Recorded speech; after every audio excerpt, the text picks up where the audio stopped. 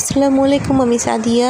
আমি আবারও আসলে আপনাদের মাঝে নতুন আরও একটি ভিডিও নিয়ে। আশা করি সবাই ভালো আছেন, আমরাও ভালো আছি। তো আজকে সকাল থেকে ভিডিওটি শুরু করলাম, এখন 10টার মতো বাজে আর কি। তো এখানে সকালে উঠে ঘরদোর গুছিয়ে ঝাড় দিয়ে নিয়েছিলাম, রান্নাবান্না করে খেয়েছিলাম। এখন ঘরদোর গুছিয়েছি, এগুলো শেয়ার করতেছি আপনাদের সাথে। সাথেই থাকুন আর দেখতে থাকুন। তো কারেন্ট ছিল না, বেশ গরম লাগছিল। আজকের দিনটা বেশ ভালোই ছিল, একটু একটু বাতাস ছিল বাহিরে, রোদ হলেও।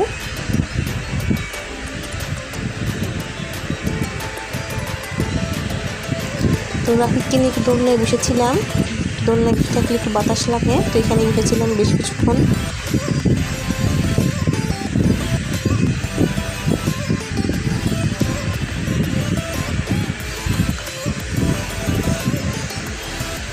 তো ঘরে চলে আসলাম, দেখি সাফিয়ান কী করে।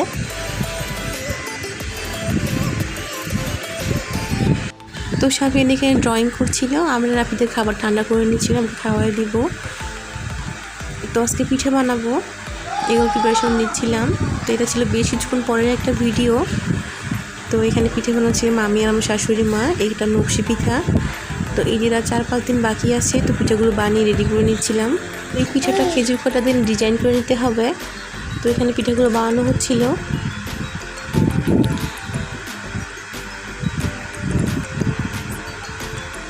তো এখানে পিঠাগুলো বানানো হয়ে গিয়েছে, বেশ কয়েকটি পিঠা হয়েছিল এখানে। তো আজকে আমার পিঠে বানানো শেষ, ঈদের পিঠা বানানো। তো পিঠেগুলো নিয়ে যাবো ভাজতে, চুলায় তেল বসিয়ে দিয়ে এসেছি। তো পিঠে ভাজা আমার হয়ে গিয়েছে, পিঠে ভাজার পরে এরকম হয়েছিল। তো পিঠেগুলো ঠান্ডা হলে একটা কন্টেনারে রেখে দিব। তো পিঠে ভাজাটা শেয়ার করতে পারিনি আপনাদের সাথে। তো এটা খেতে অনেক মজা লাগে, দেখতে অনেক সুন্দর।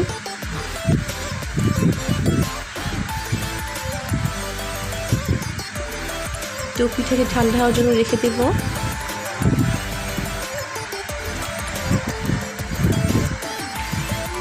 তো চলে আসলাম রান্না বান্না করার জন্য, এখানে ঢেঁড়স ভাজি করে নিচ্ছিলাম।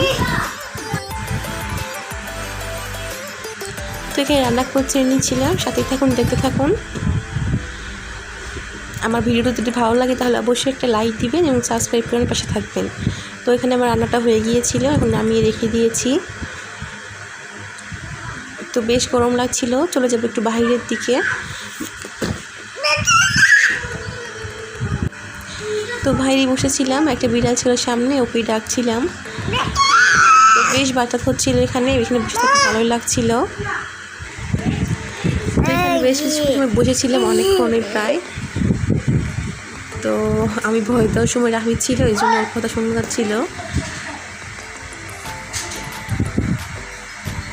তো সুন্দর একটা আবহাওয়া ছিল, পরিবেশটা অনেক সুন্দর ছিল। তো একটু পরে সন্ধ্যা হয়ে যাবে, তো ওখানে তো চলে আসলাম বাসায়, ঘুম থেকে উঠে মাগরিব আজান দিয়ে দেবে এখন। তো বাসায় এসে আম মাখিয়ে রেখেছিলাম, পাকা আম, ওগুলোই খাচ্ছিলাম। আম মাখাটা অনেক মজা হয়েছিল।